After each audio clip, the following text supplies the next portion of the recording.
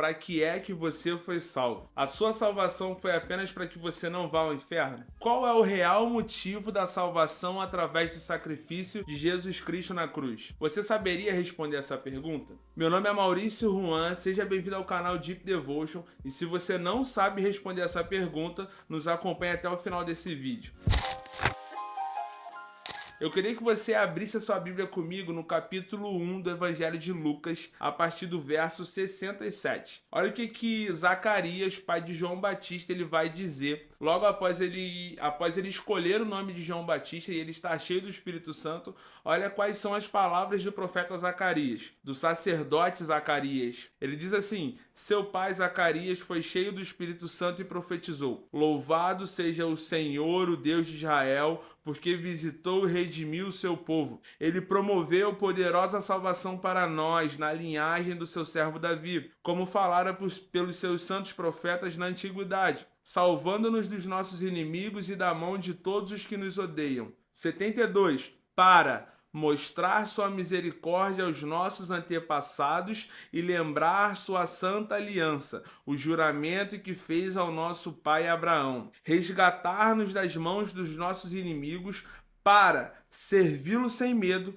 em santidade e justiça, diante dele todos os nossos dias. Então você foi salvo para 3 coisas: servi-lo sem medo, em santidade e com justiça. Quando? Diante dele todos os dias. Esse é o principal motivo da sua salvação. Para que eu fui salvo? Para estar diante do Senhor todos os dias da minha vida.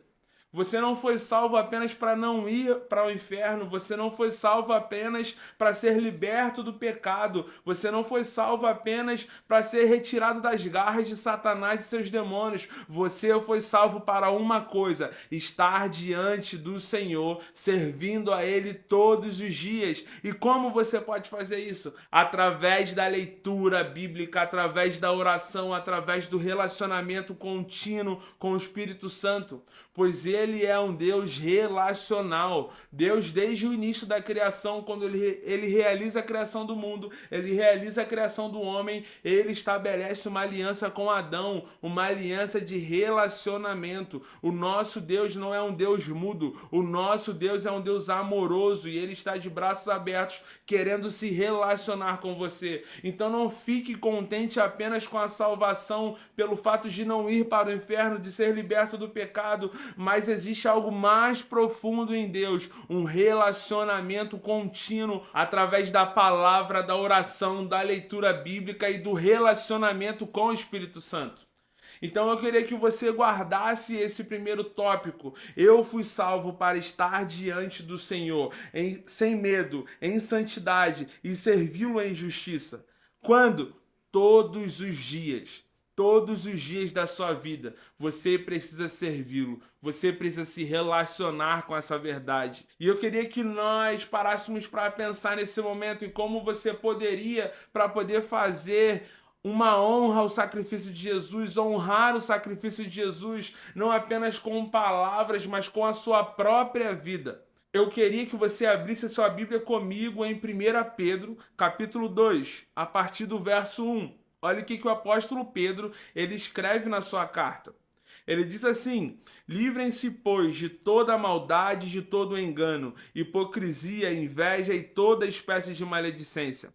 Como crianças recém-nascidas, desejem de coração o leite espiritual puro, para que por meio dele cresçam para a salvação, agora que provaram que o Senhor é bom. À medida que se aproximam dele, à medida que nós nos aproximamos dele, quem? A pedra viva, rejeitada pelos homens, mas escolhida por Deus e preciosa para ele. Quem é essa pedra? É o nosso Senhor Jesus.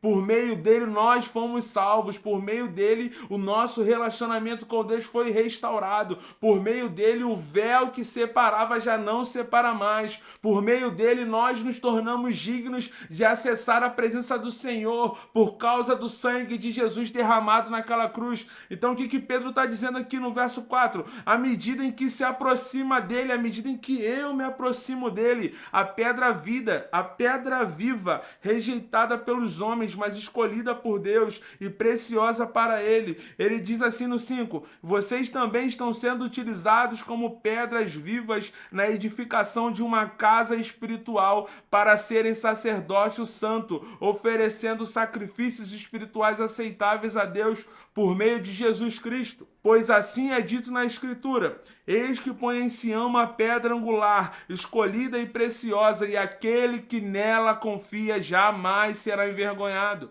Portanto, para vocês os que creem, esta pedra é preciosa, mas para os que não creem, a pedra que os construtores rejeitaram tornou-se a pedra angular. Quem é a pedra angular? Jesus Cristo. E no 8 ele diz assim: a pedra de tropeço e rocha faz cair. Os que não creem tropeçam porque desobedecem à mensagem, para o que também foram destinados. E no 9 diz: vocês, porém, são geração eleita, sacerdócio real, nação santa, povo exclusivo de Deus, para anunciar as grandezas daquele que o chamou das trevas para a sua maravilhosa luz. Você, porém, é geração eleita, sacerdócio real, nação santa, povo exclusivo de Deus. É isso que você é. A partir do sacrifício de Jesus, você se torna geração eleita, sacerdócio real e nação santa. É isso que nós nos tornamos a partir do sacrifício de Jesus.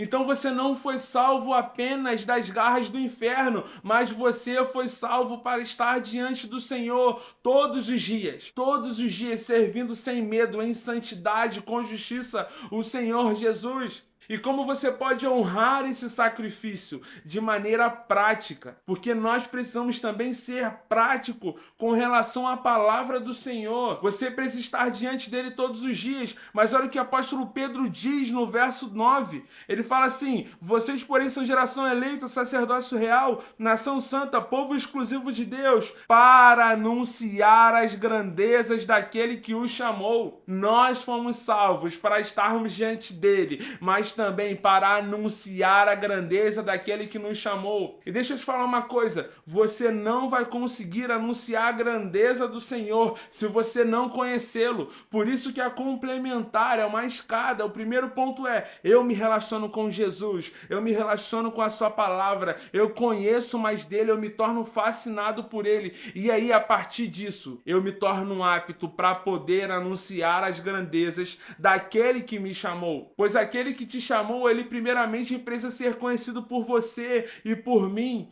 Nós não vamos conseguir anunciar as grandezas dele se nós não conhecemos verdadeiramente. E nós vamos conhecê-lo verdadeiramente a partir da oração, da leitura bíblica, do relacionamento contínuo. Por isso que Zacarias ele foi enfático quando ele começou a profetizar naquele texto de Lucas capítulo 1. Nós precisamos estar diante dele todos os dias. Então eu quero que você guarde isso. Você foi salvo para anunciar as grandezas daquele que o chamou das trevas para a sua maravilhosa luz. Mas você só vai conseguir anunciar se você se relacionar com essa mensagem todos os dias, com essa palavra todos os dias. Se essa mensagem te abençoou, pega essa mensagem e compartilha com o máximo de amigos possíveis, porque certamente eles também serão abençoados.